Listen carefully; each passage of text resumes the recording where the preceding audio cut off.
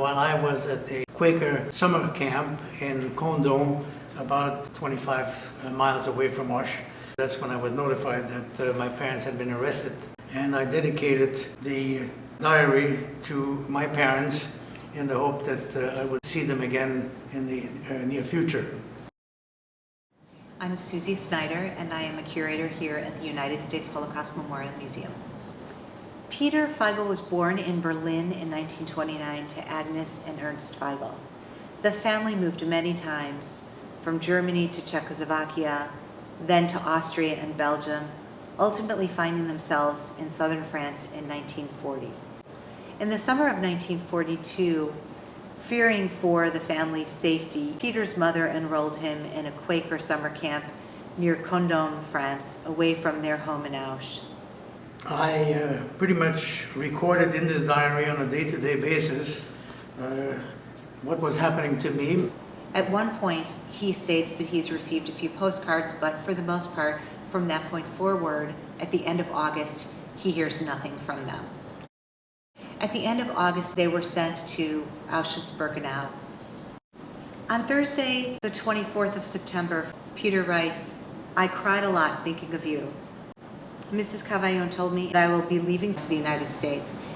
Well, in November, Mrs. Cavaillon took me to Marseille, turned me over to the Quakers in anticipation of my being part of a 500 children transport scheduled to leave from Marseille. But on the 10th of November, the Allies landed in North Africa and the port of Marseille was blocked. No ship was allowed in or out. So in my diary, I noted that goodbye America. On December 31st, Peter actually pastes 2 identification photographs of his parents into his diary. And in January, when we were told that the Jews in the Marseille area were about to be rounded up, I was told to be ready to leave on a moment's notice, and ultimately found myself in Le Chambon, a village where some 5,000 Protestants saved some 5,000 mostly Jewish people, children, women, men, and so forth. And I continued, I write in my diary about my arrival in the middle of the night in Le Chambon, being met by Daniel Trocmé, the nephew of André Trocmé, who was the pastor of the Protestant community there. And my diary ends abruptly on the 1st of February. What happened there was that Daniel saw me writing in something, in a booklet, and he asked to see what it was, and he confiscated it because the diary contained a great many names, dates, and so forth of people who might have been compromised if the diary had fallen into the hands of the French police or the Gestapo. In the early 1980s, through a series of unusual circumstances, I was asked by Pierre Sauvage, the movie producer, to come to Le Chambon, and he included a brief interview of me.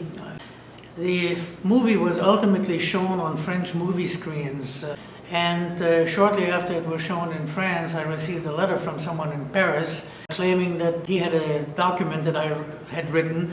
Was I the Pierre Feigl who wrote a diary addressed to his parents? 2-3 months later, I went to Paris, visited the man, and he produced this diary. I was greatly surprised. I asked him, "Where did you get this?" And he said that he had purchased it from on a flea market somewhere in the south of France, about 3-4 years after the war. And of course, Peter wanted the diary because the only 2 photographs he had of his parents were in that diary. And when I learned this, that it had only been some few years since he had recovered the diary, I was profoundly moved that he had decided to donate it to the museum.